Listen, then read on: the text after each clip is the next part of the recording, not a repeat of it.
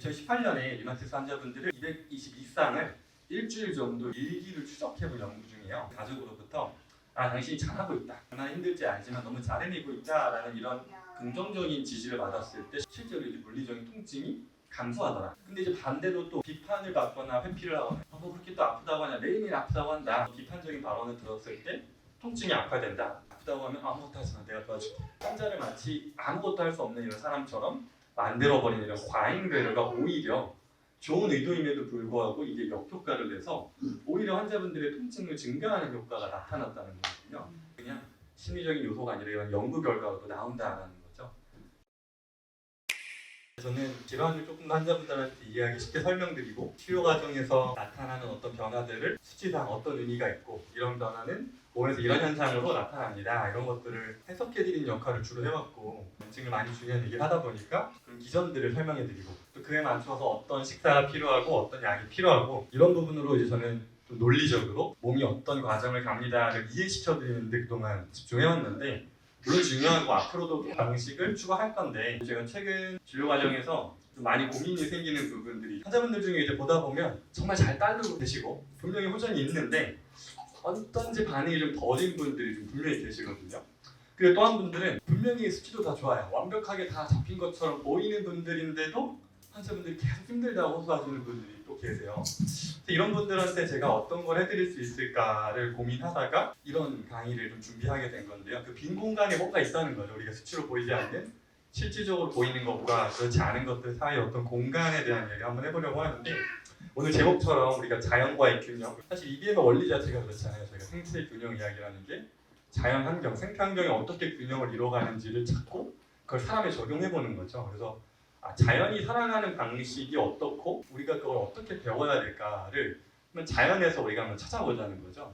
그걸 가지고 사람한테 필요한 걸 연결을 시켜보려는 건데 식물을 한번 예로 들어볼 건데 식물이 살아가는 데 필요한 3대 요소가 뭘까 하면 많이 얘기하시는 물, 태양, 공기 이렇게 되겠죠. 물을 먼저 보면 물은 식물에 있어서는 세포를 유지하는 핵심 원리이고 영양을 운반하는 재료이기도 하고 이 자체가 없으면 바로 시들기 때문에 아주 필요한 영양소라고 볼 수 있겠죠.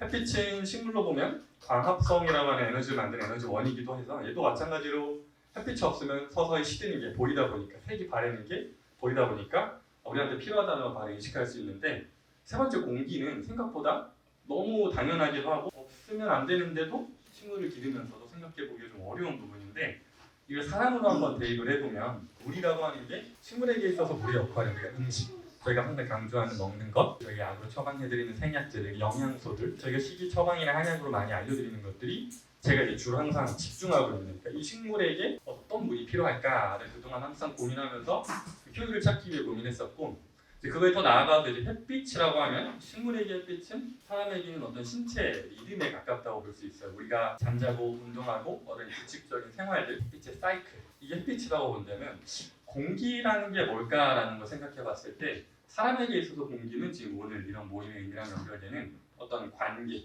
그리고 의미, 함께함이라고 하는 이런 무형의 가치라고 보여지는 것들 눈에는 안 보이지만 아주 필수적인 부분들인데 이게 실제로 치유에 매우 중요한데요. 식물에 있어서 이제 공기를 조금 더 층위를 나눠보면 사람한테도 이제 공기는 식물에게도 그렇고 딱 하나가 아니거든요. 첫 번째로 그냥 공기라고 하면 우리가 산소, 이산화탄소 같은 식물 기준으로는 CO2라고 하는 이산화탄소가 외부에서 들어오는 이 광합성의 원료 자체가 되죠. 사람에게서 비유를 해본다면 어떤 관계와 공감이라고 하는 주변으로부터 들어오는 자극이라고 저는 좀 비유를 해봤어요.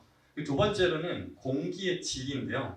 질이라는 건 공기가 습도와 기압을 기준으로 너무 습도가 높거나 너무 기압이 높은 환경에서는 식물이 기봉이 폐쇄된다 해서 기봉이 산소를 들이받는 그 구멍이 막히는 현상들이 생기거든요. 그러니까 공기의 질이라는 건 습도가 낮아도 문제지만 너무 높아도 이 식물은 오히려 그 물을 흡수하지 못하고 그 관계에서의 에너지가 전달되지 않는 이게 이제 관계의 종류 조금 더 질적인 관점에서 볼 수 있을 것 같고요. 세 번째로는 제가 흔들림이라고 표현해봤는데 식물에게 있어서는 바람인 거죠.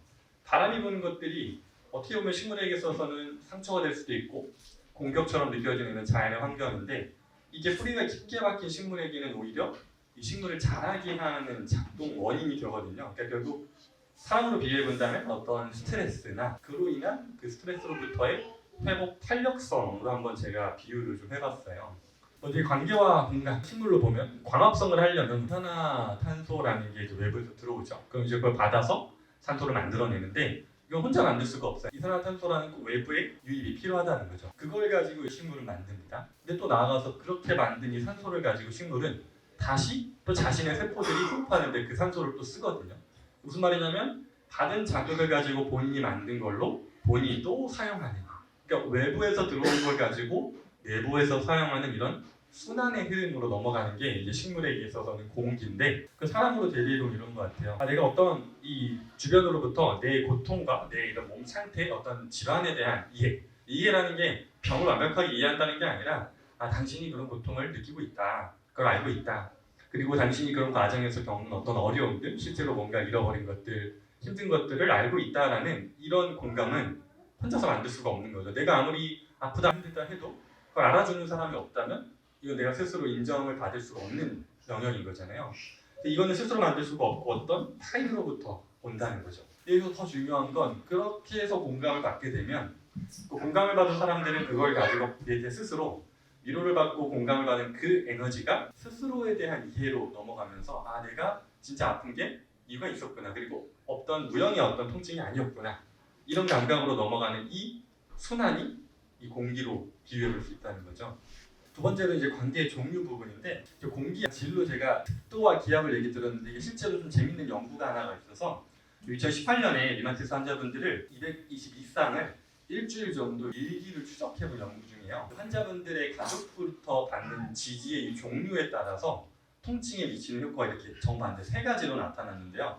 왼쪽이 처음 보시는 것처럼 자존감 지지라는 게 보통 이제 배우자겠죠, 또는 가족으로부터 당신이 잘하고 있다, 얼마나 힘들지 알지만 너무 잘 해내고 있다라는 이런 긍정적인 지지를 받았을 때 실제로 이제 물리적인 통증이 감소하더라. 근데 이제 반대로 또 비판을 받거나 회피를 하거나 뭐 그렇게 또 아프다고 하냐, 매일매일 아프다고 한다, 이런 무시하는 발언이나 회피하는 발언이나 또 넌 비판적인 발언을 들었을 때 통증이 악화된다. 어떻게 보면 가운데 부분이 좀 재밌는데 과잉 배려라 그래서 이제 이런 경우도 있는 거죠. 아플 때마다, 특히 류마티스 환자분들이다 보니까 아플 때마다 바로바로 와서 이제 즉각적으로 대응을 해주는 거예요. 아프다고 하면 아무것도 하지 마, 내가 도와줄게. 환자를 마치 아무것도 할 수 없는 이런 사람처럼 만들어버리는 이런 과잉 배려가 오히려 좋은 의도임에도 불구하고 이게 역효과를 내서 오히려 환자분들의 통증을 증가하는 효과가 나타났다는 거거든요.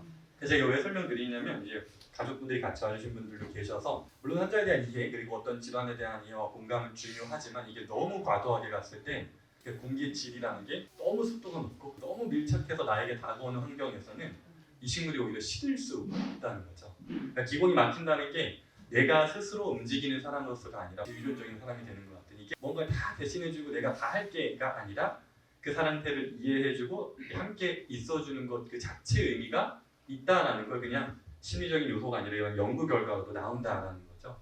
세 번째로는 스트레스와 회복 탄력성, 이제 바람이라고 하는 부분인데 이제 흔들리는 건 중요합니다. 그래야 식물이 자라는 자극이 되니까. 근데 문제는 뿌리가 충분히 내려져 있는 상태에서 이게 흔들려야 되는데 식물들도 실제로 보면 아예 바람이 없는 이런 온실에서 자란 식물들은 줄기가 당연히 약하겠죠. 그러니까 조금만 바람이 와도 뽑힌다거나 시들어버리는 현상들이 생겨서 이 뿌리를 충분히 내리는 게 상당히 중요한데, 이 뿌리라는 게 적절한 자극에서 계속 강화가 되는 건데, 이게 저는 질환을 치료해보면 느끼는 게, 저희가 이제 항상 치료 과정을 그래프로 설명드리면서 어떤 파도를 표현드리는 게, 아파지는 시기를 여러 번 겪는 게 상당히 이 뿌리를 키우는 데 중요한 것 같아요.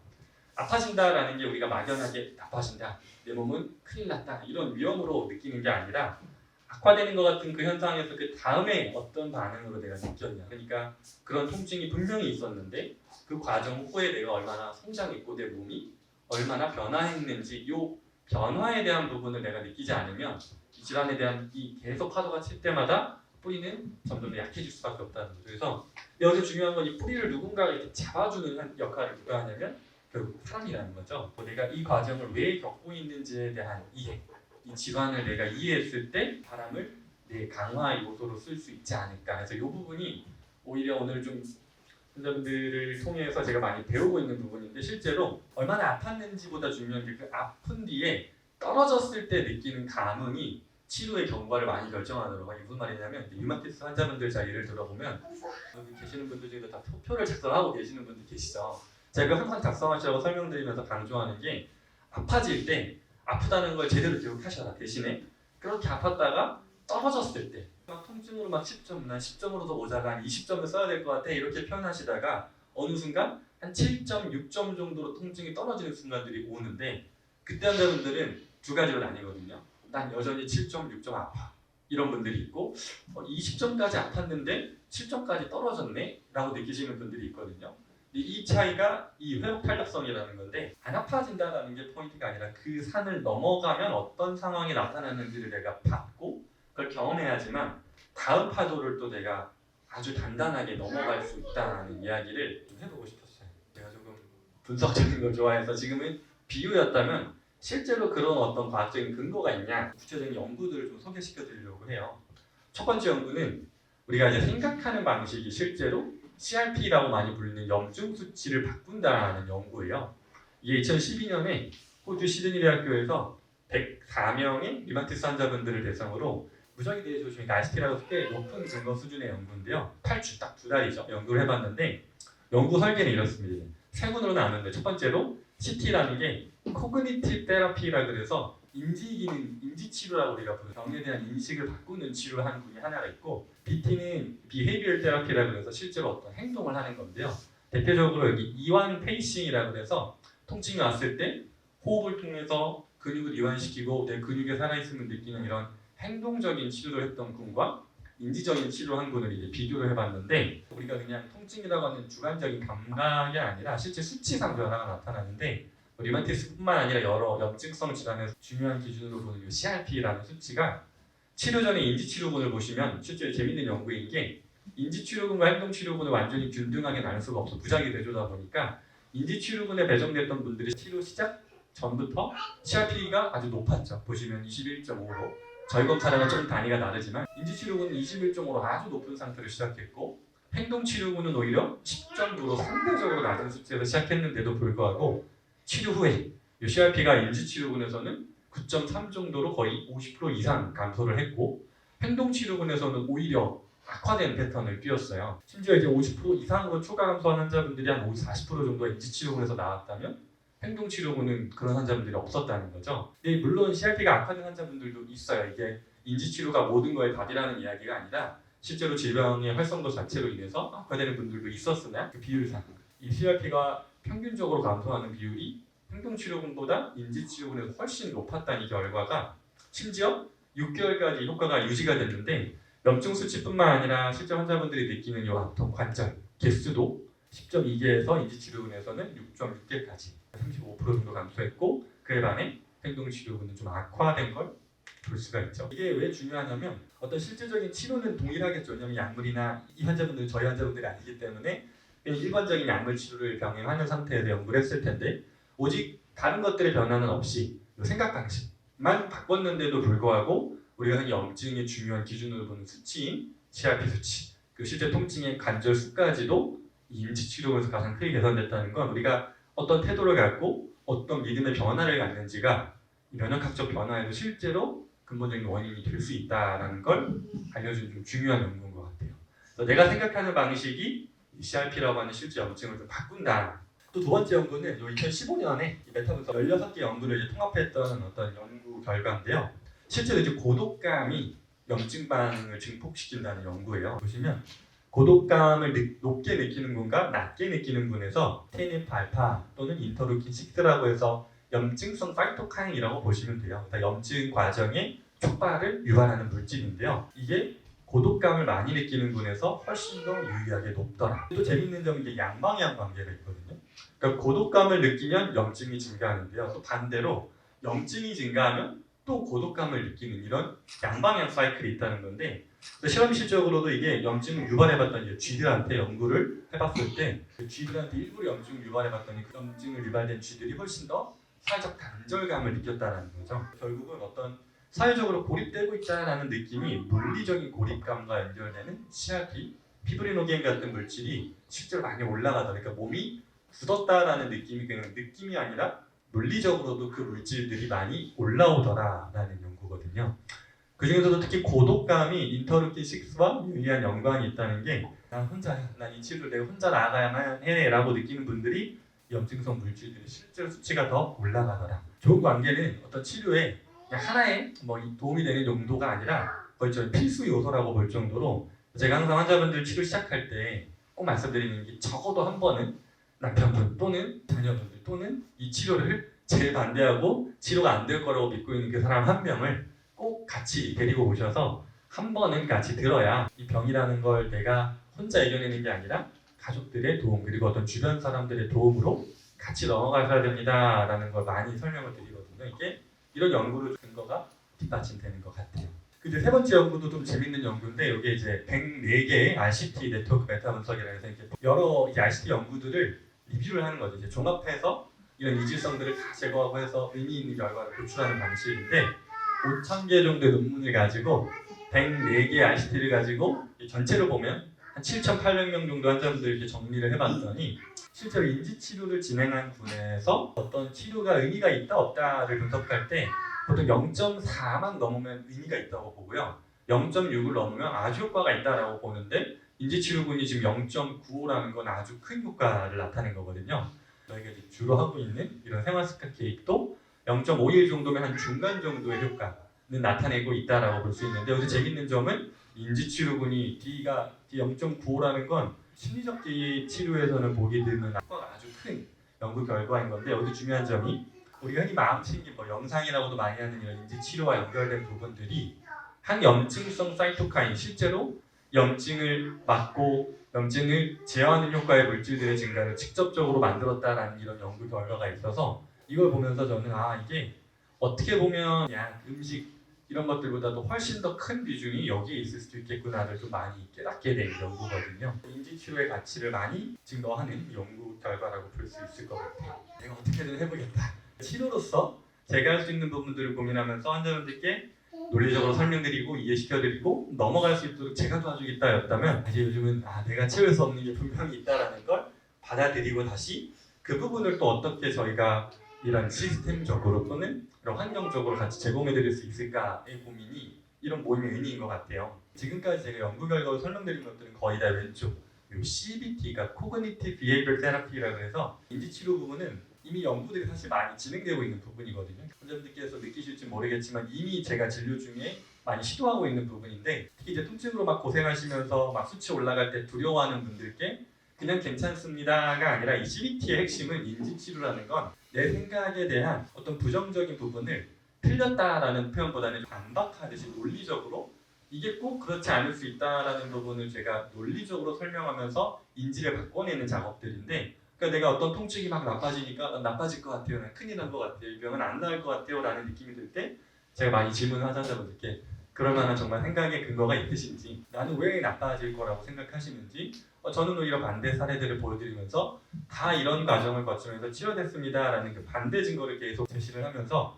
우리는 분명히 치료될 겁니다 라는 그냥 막연한 믿음이 아니라 이런 인지를 계속 저는 표현 이상하지만 깨부수는 방식으로 치료하려고 그동안 많이 해왔어요. 실제로 대부분의 연구들이 이런 연구들이 많아서 CRP는 아까 설명드렸던 악동관절 같은 물리적인 효과를 냈던 인지치료하는 게 대부분 이런 것들이거든요. 인지치료하는 게 나는 통증이 생겨서 이 통증이 난 계속 악화되면 결국 내 손은 심지어 영원한 변형이 오고 장애가 올 거야. 그래서 나는 이걸로 치료되지 못할 거야라는 부정적인 생각을 제가 아닙니다, 괜찮습니다가 아니라 이런 환자분들이 그 과정을 다 겪었고 그런 분들의 사례를 영상이나 글로 보내드리면서 그 과정 후에 이렇게 치료돼서 이렇게 잘 지내시는 분들이 계십니다. 이런 형태로 제가 제 성향이랑 비슷하게 전 논리적으로 계속 깨부수려고 했던 거죠.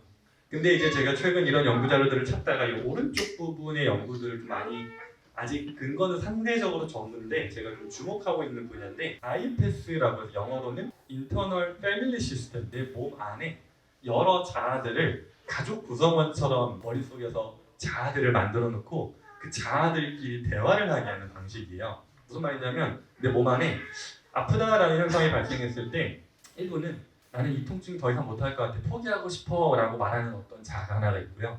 또 하나의 자아는 아니야 그러지만 이거 나 버텨야 돼 좋아질지에 대한 확신은 모르겠지만 나 이거 버티고 넘어갈 거야 라고 하는 분들이 있고 또는 그 자아 중에 또 하나는 아프다는 걸 내가 가족한테 말하면 아무도 도와주긴커녕 이 치료를 또 부정하겠지 라는 표현으로 참게 되는 자아가 있는데 이 자아들을 객관적으로 막 판단하는 게 아니라 그냥 아 그런 자들이 있구나라고 바라보면서 그 자아들끼리 대화를 하게 하는 방식의 치료거든요. 상당히 좀 어려운 치료인데요. 이게 아직 근거가 많지는 않은데 최근 들어서 이런 연구들이 진행이 되는 것 중에 2013년에 RCT라고 하는 상대적으로 근거 수준이 높은 연구 그나마 딱 하나가 있는데 실제로 여기서 통증 수준이 좀 감소했던 결과가 나왔어요. 제가 이 연구들을 찾아보면서 이 IFS라는 걸 진료실에서 적용을 하고 싶은데 이게 상당히 어려워요. 왜냐하면 시간도 많이 걸리지만 그 자아를 제가 구분해드리고 그 자아와 대화하는 과정을 의료진이 어떤 치료자가 개입하기에는 한계가 많은 방식이거든요.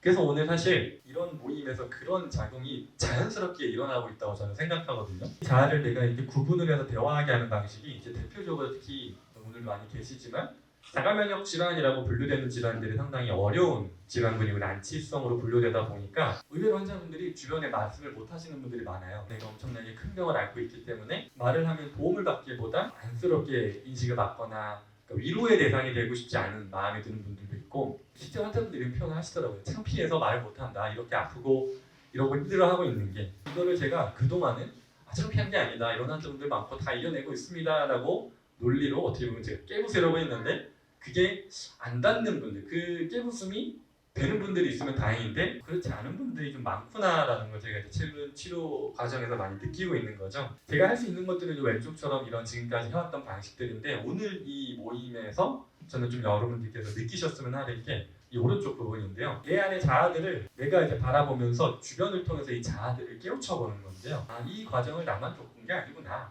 나만 이런 게 아니구나라는 그 과정의 그 안도감. 비슷한 과정을 다 겪어간 분들이 나도 그런 시기가 있었다. 너무 아파서 힘들어서 못할 것 같았는데 지금은 이렇게 지낸다. 이런 그 시기가 있었다라는 그런 공감의 말. 그리고 또 하나 세 번째가 중요한 게 이 IFS의 핵심이 뭐냐면 뭔가 객관적으로 맞다는가를 판단하는 게 아니라 그냥 있는 그대로 그냥 아 그런 감정을 느꼈구나라고 그 자아들을 받아들여주는 건데 저는 이 모임의 그 가치가 여기 있는 것 같은 게 그동안은 막 내가 말하면서 질병도 설명해야 되고 아, 이런 상황이니까 이거 못해 이렇게 먹으면 안 돼 까다로운 사람처럼 비춰지고 아 뭐 그렇게 유난 떠냐 이런 말도 듣고 다 해보셨을 건데 그런 게 아니라 있는 그대로 판단하지 않고 아 이렇게 먹는 게 자연스럽게 받아들여지는 그 판단받지 않는다는 경험 이 자아가 받아들여지는 경험 마지막으로 그 과정을 통해서 실제 같은 질환을 이겨낸 사람들의 존재에서 오는 그 위안 이게 저는 오늘 이 모임에서 꼭 가져가셨으면 하는 부분이거든요. 실제 이 연구들이 많아요. 동료지지라고 해서 비슷한 질환을 앓고 있는 환자분들이 위에 첫 번째 연구를 보면 브리건 여성병원이라는 곳에서 이렇게 리마티스 환자들끼리 파트너를 맞춰놓아서 6개월 정도 정보를 공유하는 거예요. 어떤 상태에 있으시냐, 어떤 치료하고 있는지 이런 과정에서 이 결과가 실제 자기효능감의 향상, 이런 통증의 감소로 많이 발견되는 연구들이 있고 또 여러 체계적 문헌 고찰에서도 마찬가지로 그래서 저는 이런 연구들에 대한 설명보다 꼭 말씀드리고 싶은 게 오늘 여기서 제가 이제 쭉 뵈니까 치료 과정을 잘 겪고 계시는 분들도 있고 지금 힘든 과정을 겪고 계시는 분들도 있는데 다 이 과정들을 겪고 이겨낸 분들이 여기도 몇 분 계시거든요. 제가 누굴 말씀드리면 너무 부담스러우실 것 같아서 그런 분들의 이야기를 통해서 이런 모임에서 저는 어떤 마음적으로 이런 내가 겪어온 과정을 똑같이 겪고 있는 분들의 어려움을 알고 있으시다 보니까 이런 마음들이 더 우러나오시는 게 저는 참 감사하면서도 저는 그런 분들의 그 에너지가 저희가 못 채워드리는 어떤 부분들을 채워드리는 거라고 분명히 생각하거든요. 그래서 여기 계신 분들이 그 사랑으로 잘 전수받으셔서 또 그런 사랑을 또 다른 분들에게 나와 같은 길을 가고 있을 분들에게 나중에는 내가 먼저 도착한 뒤에 내가 이런 길을 다 겪어봤다라는 내가 증거 사례로서 다른 분들의 희망이 되셔 주시기를 이런 모임을 통해서 부탁을 드리고 싶거든요. 제가 실제로 최근 임상적으로 많이 고민하고 있는 부분들이 이런 모임에서 어느 정도의 답이 오늘 좀 나온 것처럼 느껴져서 저는 사실 좀 걱정했던 거는 류마티스 환자분들 명단을 대략 보고 왔는데 이 류마티스 환자분들이 여기서 막 아파서 누워 계시면 어떡하지? 다른 분들이 보면서 저렇게 아파하는 거 보면서 이게 맞나 이런 마음을 드시면 어떡하지? 라고 걱정을 하면서 왔는데 지금 다 너무 힐링 캠프답게 웃는 얼굴에 아주 행복한 가져간 표정으로 아프신 분들이 계신 게 맞나 싶을 정도로 이 에너지가 느껴져서 너무 다행인 게 이 강의에서 저는 어떤 치료에 대한 사랑 이런 것보다 그 기운들이 이렇게 전달되고 있는 걸 보니까 제가 더 설명드릴 게 별로 없는 것 같아서 오늘 결론은 이겁니다. 실제로 이런 모임들을 통해서 이렇게 열심히 하고 있는 게 나 혼자만 하는 게 아니다. 나는 고독하지 않다. 나 혼자만 이런 외로운 길을 가고 있지 않다라는 이런 고독감 감소가 실제로 이런 사이토카인이라는 어려운 용어로 연결해봤을 때 염증을 줄여줄 거고요. 그리고 나만 이런 게 아니라는 인식이 불안을 많이 완화시켜주는 나중에 이제 통증이 생겼을 때 연락 한번 해보시면서 어떻게 지내시냐, 아픔을 잘 넘어갔냐, 이런 위로를 좀 받으셨으면 좋겠고, 그리고 마지막으로 말씀드린 것처럼 이 과정을 겪어간 뒤에 좋아졌다고 떠나지 마시고 이런 과정을 똑같이 겪고 있을 분들에게 내 사례를 다 기록해서 전수시켜주고 싶은 그 마음이 지금 분명히 있으실 거거든요. 나중에는 그 마음을 잃지 않고 잘 간직해 주셔서 오늘 이 모임 결과를 보니까 앞으로 계속 해야 될 것 같아요. 이런 모임들이 계속 진행될 것 같으니까 그런 데서 오늘의 경험들을 또 나중에 저희 후배라고 표현할 수 있는 후배들에게 전달해 줄 수 있는 여러분들이 되어주시면 좋을 것 같아요. 그래서 이제 결론은 이제 식물원의 비밀은 아주 노련한 이 식물원의 원예사는요, 물론 좋은 물도 주고 좋은 햇빛도 계산하고 이런 것도 다 하긴 하지만 의외로 가장 중요하게 보이는 게 공기 흐름이거든요.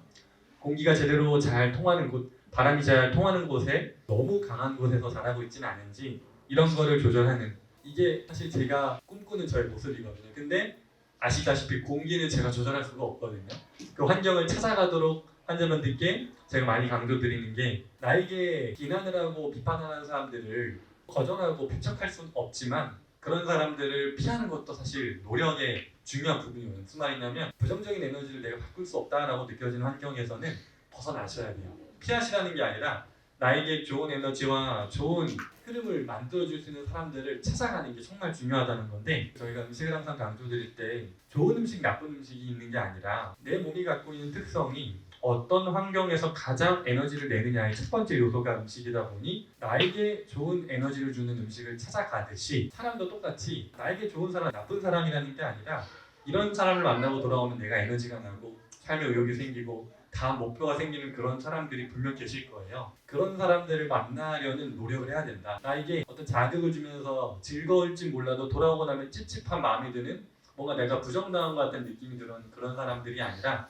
같은 길을 가고 있고 어떤 지지를 받고 응원을 받으면서도 또 나도 한 단계 더 나아가고 싶다라는 느낌이 드는 그런 사람들, 그게 오늘 이 모임에서 그런 에너지가 전달이 되신 것처럼 보여지는데, 그렇게 보이는데 어떠신가요? 이 자리에 오신 것 자체가 하나의 처방이라고 설명을 드리고 싶어요. 이번 달의 처방전이라고 보시고, 오늘 강의 이후에 좀 이야기를 통해서 아직 진행 중이신 분들도 있고 거의 끝이 나신, 난 이 어느 정도 치료됐다라고 느끼시는 분들도 계실 텐데, 또 이 두 가지 이야기를 해보셨으면 좋겠어요. 내가 그 과정에서 다 분명히 하나씩 힘든 과정을 겪으셨거든요. 어떤 게 가장 힘들었었는지, 근데 그걸 내가 어떤 도움으로 이겨냈는지, 어떤 사람의 도움 또는 어떤 주변의 도움으로 그 힘든 과정을 이겨냈는지를 꼭 한번 이야기를 해보시면서 집에 돌아가시는 길에 이야기 좀 되셨으면 좋겠습니다. 오늘 강의 이렇게 마치고요.